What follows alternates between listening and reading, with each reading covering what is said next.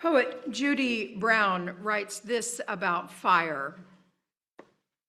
What makes a fire burn is the space between the logs, a breathing space. Too much of a good thing, too many logs, packed in too tight, can douse the flames almost as surely as a pail of water would. So building fires requires attention to the spaces in between as much as to the wood. When we are able to build open spaces in the same way that we have learned to pile on the logs, then we can see how it is fuel.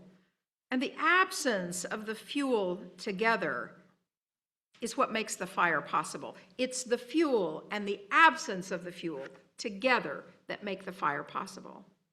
We only need to lay a log lightly from time to time. A fire grows simply because the space is there, with openings in which the flame that knows just how it wants to burn can find its way.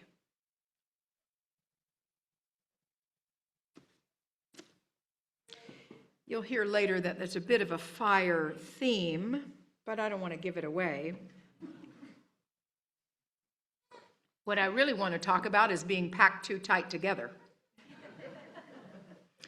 When I first joined you in August of last year, and in the run-up to that, when I was candidating with you, you all said, we want to grow. We want to grow. And sure enough, we are growing. We are welcoming new members. We are welcoming new families. We've got lots of visitors today. We got lots of good, joyful sounds in the space. That's good for us. We've got lots of young people in our religious education program, 60 kids in our religious education program. I know. That's kind of unheard of for a congregation our size, and that's because you dreamed and made it happen that we would have a full-time religious educator, a director of religious education. And so we've got somebody who's working on it all the time. That's how you grow a program, right? So we want to grow, but the thing that we didn't talk about a lot in those early conversations is the growing pains. The logs, packed pretty tight. See where I went with that? See that? Yeah. So we have made the decision to make a change, to make the Sunday shift. And it's all out of love and gratitude. It's all out of love and gratitude. And the enormous trust, I believe, that we have in each other, that we can try a new thing. So here's what we're going to do today is we're going to talk about some, and we're going to have some Q&A.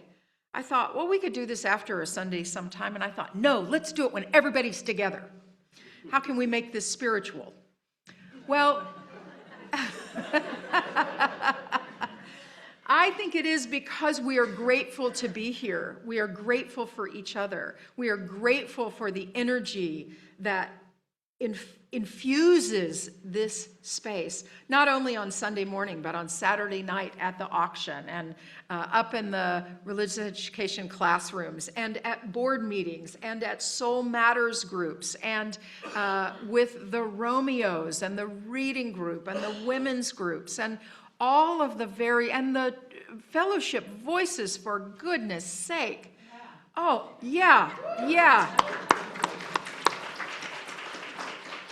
Just robust and energetic. That's what's happening here, is robust and energetic. And nothing succeeds like success. And so we have to try a new thing to make more space. So here was the process. The staff started talking about it probably in April of last year. We've been talking about it for a long time. And before the end of the program year, around in May, we came up with 4 options for what we might do, 4 ways to add an additional service. And what were the problems that we kind of needed to solve for? What were the things that we needed to do? And so we worked on it and we massaged it and we talked about it and all of that. And in August, when we came back, we coalesced really all of us into one, which is the shift that you see now, the schedule that you have seen before and that we'll talk some about today.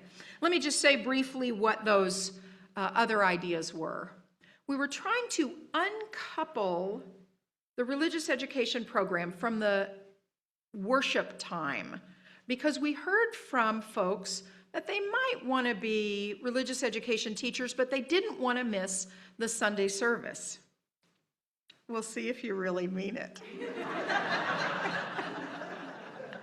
So we were going to uncouple that and see what that would be like. And we have a desire to be a more intentionally intergenerational congregation. And so we're doing that, and our children really feel a part of it. Clara's in the choir, and our kids are around us, and we think that adds really excellent energy to us. We talked about doing a Friday night, kind of a Vespers service. We talked about doing a Sunday evening kind of Vespers service, and those, we couldn't quite figure out how we would get enough volunteer energy to make those take off, and would they would be really divorced from the Sunday morning experience. Those were two options. A third option was to do the exact same thing that we're doing now, right? Have the same service, the same tech, the same music. Probably religious education would be tied to one service, but not both. I believe this is how you did it before, right? And so one of the things that happened was families would come to one service and not families would come to the other. And it felt like a real split in the congregation. And you told us you didn't like that so much, that you didn't want to do that. So what could be an alternative? And this is the alternative that we talked about. And I talked with colleagues at other Unitarian Universalist congregations who are doing this kind of model and learned how it worked for them. So let's just speak it through. I'm big on branding, and so I named these things for ease for us to learn to talk about. So, the Sunday shift. Trademark. From 9 to 9:30 in this space, we will have what we call First Fellowship. It will be a contemplative service, no tech, no musicians. Will be doing a cappella singing, kind of what Madison and I call pocket songs. Easy to hear, easy to pick up, easy to learn. And we'll kind of create a little library of those that we'll return to time after time. We'll do Joys and Sorrows the way we do it now. And we'll do a short program, short homily. I'll probably do something like I am doing at the main service. On Sundays that I'm not in the pulpit, when it will be our Sunday services team, our able Sunday services team, they'll create some different kind of thing for this short service. And we're still talking about what that could look like. We might have meditation, we might have some kind of Qigong or Tai Chi or some movement. We're not sure quite how that will look, but this quiet meditative, contemplative, maybe not meditative, but contemplative service from 9 to 9:30. 9:30 to 10:15 is the interval. The interval, and when that's what happens, actually that should be till 10:30. It should be that full hour. Religious education for children and youth happen during that time. This timing looks a little funny here. You see 9:35. The reason we put that there is because people will be coming in and we think it won't start exactly at 9:30. You should keep 9:30 in your heads. But when we leave here, when our children leave here to go to religious education, they all go at one time.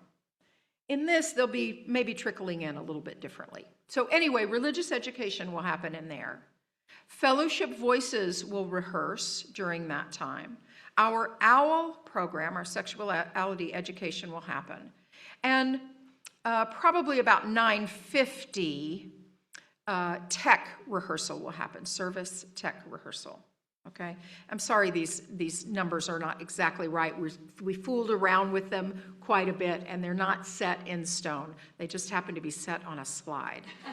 And then at 10:30, and coffee hour happens in there. So our coffee hour happens, the main part of the coffee hour happens in between the two services, right? So there'll be some energy here and people going around.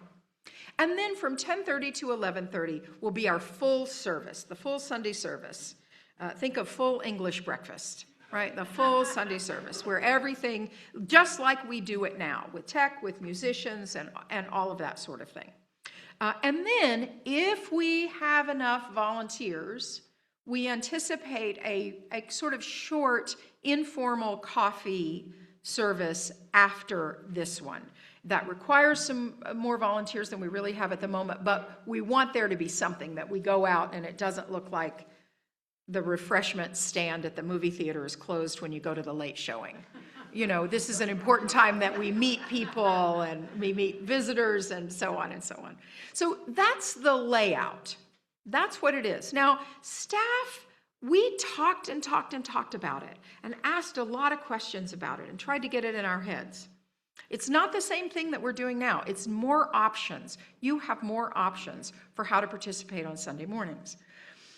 We figure you need to talk about it too. We haven't gotten a lot of pushback about it, but I figure you may have some questions. So what I'd like to do now is entertain those questions. Ben's got the microphone. He's going to come around, so wait until he gets there. If you're willing to say your name, please do so. We don't all know each other, even though we think we do.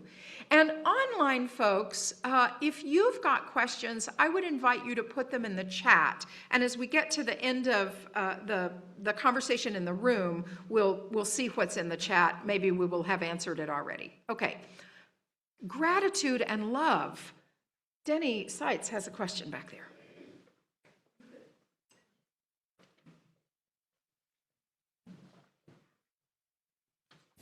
I'm Denny. I was wondering, Kelly, what will happen with the groups that meet after the service, like the silent witness, etc.? That's a great question. We had thought initially that we might be able to use the interval time for some of those meetings, but with our big RE class, all of the meeting rooms are full. There's no space to have another meeting. Except one that's not accessible to everyone. So we think that those groups will continue to meet after the second service.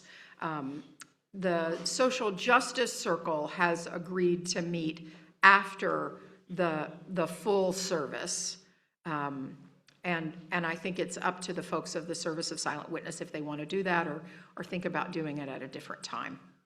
I think it remains to be seen what feels comfortable with folks. Thank you for that.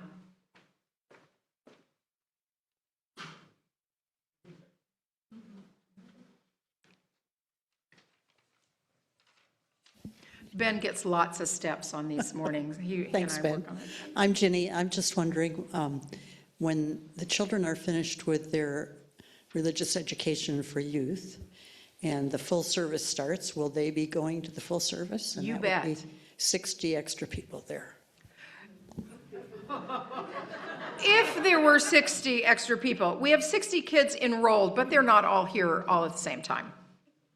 So, for example, all of our kids that were here today for religious education were in the room and then left. So we incorporated them. It wasn't the full 60 today. The owl is still out there.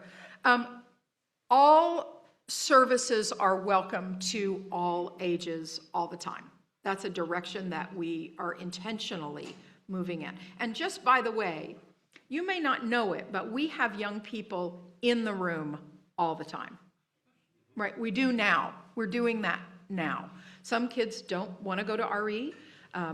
We often have our activity tables, and I think those will be more regular to have up. And we may have some activity tables out in the fireside room, but we're likely to need somebody to sit out there to keep the noise level down. So, but our intention is that we organize services so it's interesting for people of all ages.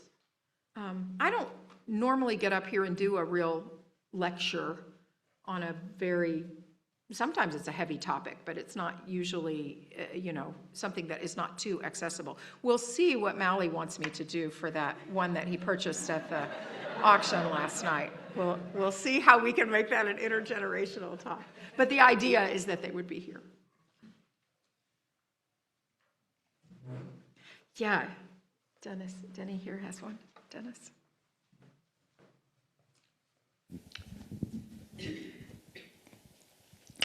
My name is Dennis Dake, and I've been coming here to the fellowship since 1971. And I think Kay's Burger is the only other one in this room that has been here that long.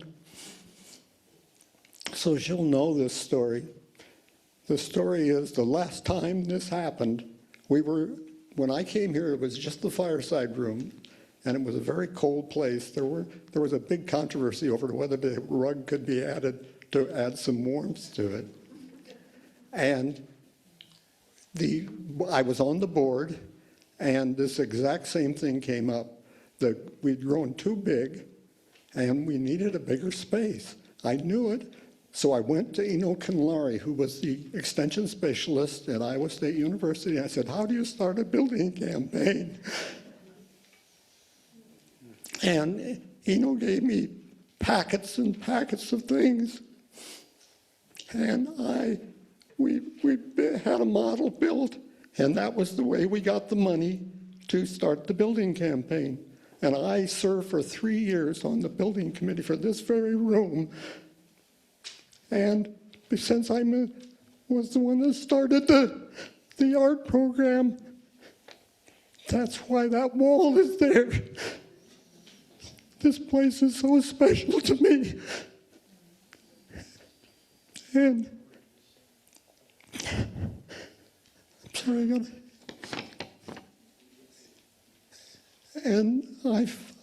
when Reverend Kelly said I should talk to the board and be a consultant, because I know what we went through, it didn't work, the 2 services. We're going to have to build a new building somewhere, I think, and it's going to be really traumatic. Thank you. Thank you, Dennis.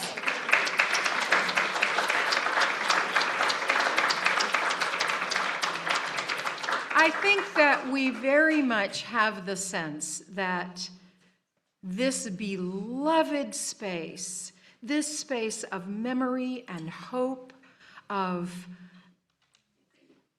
ancestors here, is not something that we would give up in any way lightly. It's really not a conversation that's happening about moving into a new space. And we're not doing it the same way as before. We're not looking back. We are looking forward. What are the things we can do? This congregation has a great history of being creative, right? And Dennis, I'm so grateful that you had the vision with others of this gallery wall, because creativity is around us all the time. And that's one of the values that we hold up. So what's the creative way that we can expand here in our beloved place of memory and hope? I think that's the message. We're not trying to do something that we did before. We're trying to build a new way. Yeah. Let's see, Mary up here, and we probably got some from online. Yep. Oh, 6. Excellent. Oh, I have something to say about online as well. Yeah. I just want to thank Dennis for the looking back, but also looking forward. The board has also discussed this pretty extensively and sort of approved the move forward thing. And one of the things we've talked about is parking. So talk about logs and log jams. So, and part of the model, I think, is that people can pick and choose what they want to do and maybe not stay for everything, which might relieve the space in the lot. So I just wanted to throw that out there that, maybe you wouldn't do everything on Sunday, and that might also free up some space for parking. And we've also talked about other options for getting here, like carpooling and other options, biking maybe, but I just want to bring up the parking thing. So. Yeah, thank you, thank you. Kay, do you have a short one? Because we want to get to the online folks. Okay. I just wanted to say thank you to Dennis. Yes, I was here to work with him, and that's the past is where all of these quilts came from, and we put those together. And I just the past is so precious, but I know the future is too. Yeah, yeah, thank you. So we're going to listen to what the folks online have put into the chat.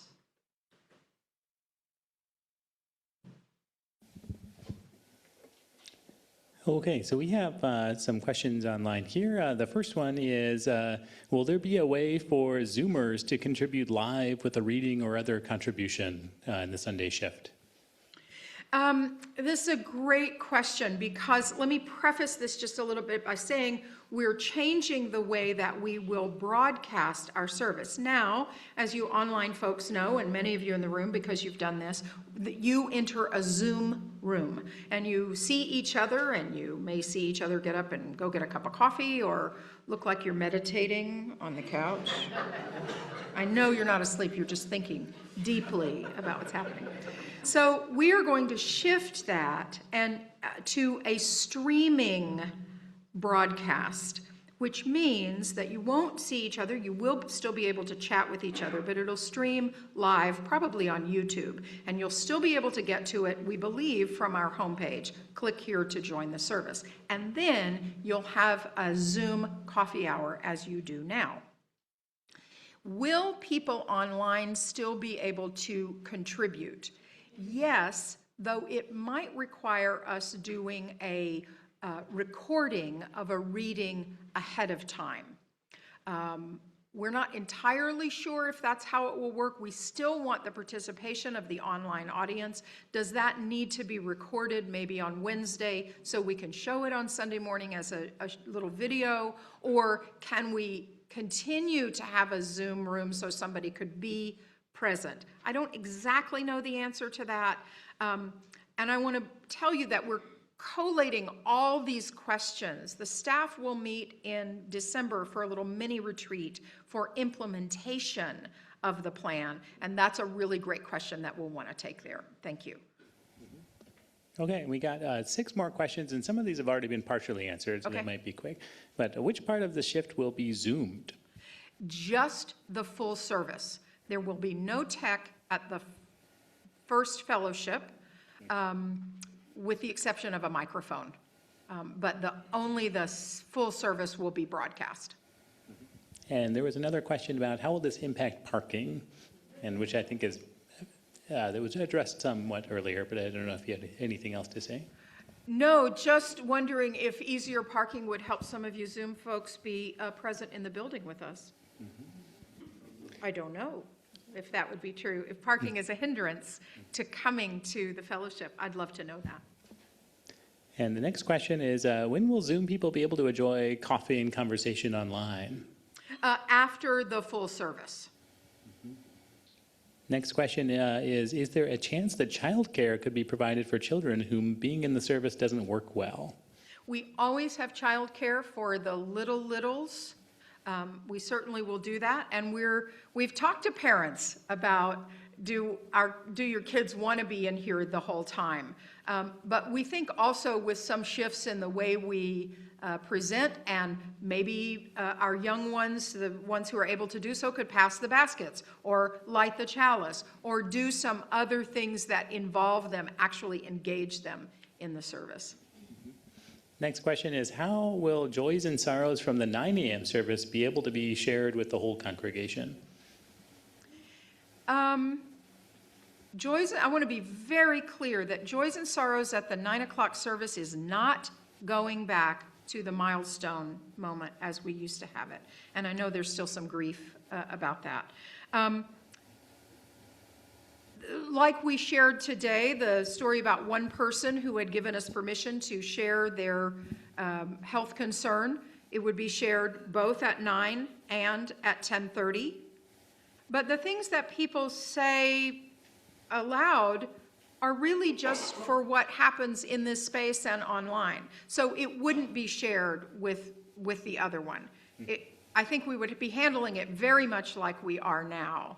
And if something is announced, it's announced, but if it's not, it's the joys and sorrows that we just lift up together. I hope that helps answer that question. And the last question is it possible to leave the Zoom option as it is during the first service? Not during the first service. The second service. The reason that we are making this decision is that we know when we stream, our recording is much better. We use the recording in a couple of ways. One is that we want to communicate with the people who are online. We want you to be able to enjoy the service. And this service lives in perpetuity on our YouTube page. If you miss this Sunday, you can go look at it another time. It is a much, much better product when it is recorded via stream rather than via Zoom. We have the technology to do it, and as that is an outreach tool for us, that's the way that we're going to continue to do it. Plus, we have heard from some people that when they come into the Zoom space and they do see people doing whatever they want to be doing in their homes, it can be a little bit distracting. So if you do that every Sunday and you're part of the gig and you know what it's like, it may not be distracting. But for newcomers coming who may join us first via Zoom, it can be distracting, and we're really mindful of the newcomer experience. Thank you for those questions. I am mindful that it's now 11 o'clock and we have a couple more things that we need to do. Thank you for engaging in this. The conversation will still be lively. Please, please email me or any one of the staff members. Talk to us.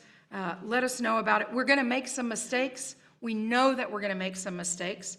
We're going to course correct as we go along. We're going to have at least a year-long experiment with this. We're going to be checking in along the way. It's going to feel a little weird. It's going to feel like putting on a funky little garment, and we're going to figure out a new way. We are going to build a new way.